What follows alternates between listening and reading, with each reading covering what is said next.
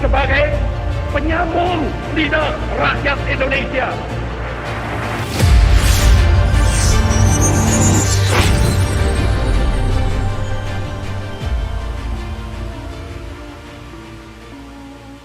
Halo, apa kabar sahabat Trisula? Semoga semuanya dalam keadaan baik dimanapun berada.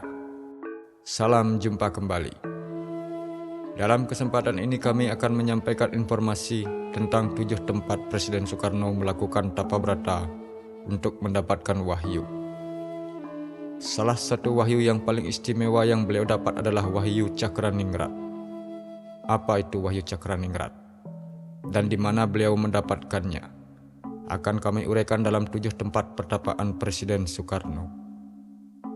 Kemasyuran, kedikjayaan, kewibawaan dan karisma tentu tidak didapat begitu saja tanpa usaha keras untuk mendapatkannya.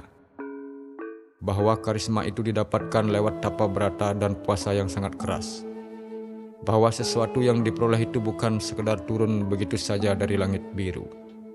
Bagi Bung Karno, juga semua orang sakti yang berilmu tinggi dengan karisma yang tiada tanding itu biasanya memiliki tempat-tempat untuk meditasi dan tapa brata yang khusus dan tersendiri pula. Puasa dan tapa brata itu dilakukan sejak zaman dulu kala di berbagai suku di Nusantara. Bung Karno, Soeharto, dan para raja zaman dulu di berbagai kerajaan Nusantara ini memang memiliki kebiasaan itu. Bung Karno memiliki 7 tempat pertapaan, di antaranya.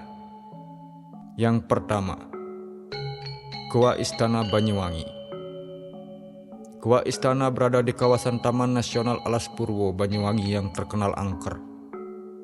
Menurut masyarakat setempat, Soekarno pernah bertapa di beberapa goa yang terdapat di Alas Purwo.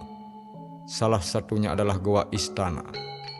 Masyarakat setempat percaya jika Goa Istana menyimpan berbagai benda pusaka dan cerita-cerita mistis. Terdapat mitos yang dipercaya oleh masyarakat jika dalam pertapaan tertidur, kemudian bertemu dengan ratu, maka hal tersebut pertanda baik. Hingga saat ini, di Goa Istana masih banyak orang yang melakukan pertapaan. Bahkan para caleg yang akan mencalonkan diri, mereka bertapa dahulu di Goa Istana. Nomor 2. Pertapaan Indrokilo di Prigen. Tempat pertapaan Soekarno yang lain adalah pertapaan Indrokilo. Pertapaan ini terletak di desa Dayuhrejo, Kecamatan Prigen, Kabupaten Pasuruan. Boleh dibilang di pertapaan inilah wahyu yang sangat rahasia dari penguasa alam gaib pengempun Jawa Nusantara diturunkan kepada Soekarno. Menurut masyarakat setempat, Bung Karno melakukan pertapaan di tempat ini mencari wahyu Cakraningrat, yaitu wahyu yang dianggap sebagai syarat untuk mendapat kekuasaan dan tahta suatu kerajaan. Wahyu Cakraningrat mengandung arti. Wahyu artinya pulung atau bulat. Cakra artinya pusaka Prabu Kresna yang berbentuk lingkaran seperti matahari. Sedangkan ningrat artinya bumi. Dimaknai suatu wahyu yang menjelma di dalam jiwa seseorang yang tetap menjaga bersatunya nusa dan bangsa. Seseorang yang selalu memberi pencerahan akan kedamaian di muka bumi ini. Karena itu, seseorang yang dijelmai wahyu Cakraningrat akan pantas kalau ditahtakan sebagai seorang raja agung. Wahyu Cakraningrat yang didapat disebut juga sebagai wahyu keprabuan. Itu tidak mudah juga diperoleh. Artinya, siapa saja yang ingin menjelmai wahyu Cakraningrat harus mendapat dukungan 4 punakawan dan harus berani melakukan tapa brata di bawah pohon beringin putih agar mendapat dukungan dari 4 punakawan. Seorang yang ingin memperoleh wahyu Cakraningrat harus mampu mengendalikan hawa nafsunya. Selain wahyu Cakraningrat, Bung Karno juga mendapat sebuah pusaka yang digunakan untuk memperjuangkan kemerdekaan Indonesia. Menurut pewayangan Jawa, yang mendapat wahyu Cakraningrat adalah putra dari Raden Arjuna, yaitu Abimanyu. Abimanyu mengalahkan beberapa pesaingnya, yaitu Lesmana, Mandrakumara, dan Samba Wisnubrata. Yang nomor 3, Goa Selo Mangleng Kediri. Tempat pertapaan Soekarno yang lain adalah Goa Selomanglang. Goa Selomanglang dalam bahasa Jawa berarti batu miring. Dinamakan Selomanglang dikarenakan lokasinya yang berada di lereng bukit yang miring. Pada saat ini, Goa Selomanglang dijadikan sebagai objek wisata. Menurut cerita masyarakat setempat, pada zaman dahulu di tempat ini digunakan oleh Dewi Kilisuci yang merupakan putri dari Sri Aji Jayabaya atau Raja Erlangga, yang kemudian dipercaya menjadi Nyi Roro Kidul. Karena itulah mengapa Goa Selomanglang ini disinggahi oleh Soekarno untuk bermeditasi dan memikirkan keadaan Indonesia. Yang nomor 4, Alas Ketonggo Ngawi. Tempat pertapaan Soekarno berikutnya adalah Alas Ketonggo. Alas Ketonggo ini merupakan kawasan hutan jati. Di hutan inilah terdapat pemakaman Prabu Brawijaya V yang lari dari kerajaan Majapahit karena serangan dari kerajaan Demak. Kawasan hutan ini dipercaya memiliki daya mistis yang sangat tinggi karena adanya kerajaan gaib dan gerbang gaib yang menghubungkan dunia manusia dengan dunia gaib. Di areal hutan ini juga terdapat pesanggrahan Soekarno yang merupakan tempat Soekarno untuk bertapa.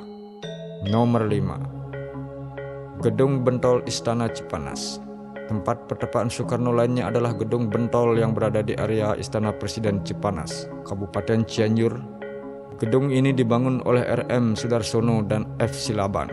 Gedung Bentol ini berada di belakang bangunan utama dari Istana Cipanas. Gedung ini pernah digunakan oleh Presiden Soekarno untuk membuat naskah pidato yang bisa membangkitkan rasa nasionalisme Indonesia. Gedung Bentol ini digunakan untuk mencari inspirasi dikarenakan arealnya yang sunyi, sehingga cocok dijadikan tempat bersemedi oleh Bung Karno. Nomor 6, Goa Ratu Cilacap. Goa yang terbentuk karena fenomena alam ini tidak diketahui persis di mana tempatnya. Namun Goa Ratu sudah banyak yang mengunjunginya.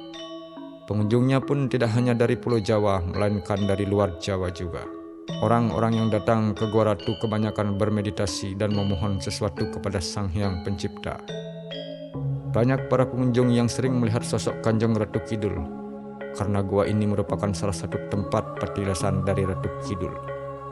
Menurut cerita warga sekitar, Presiden Soekarno dan Soeharto juga pernah menyepi di Goa Ratu. Yang nomor 7, Gunung Munara, Bogor. Tempat pertapaan Soekarno berikutnya adalah Gunung Munara.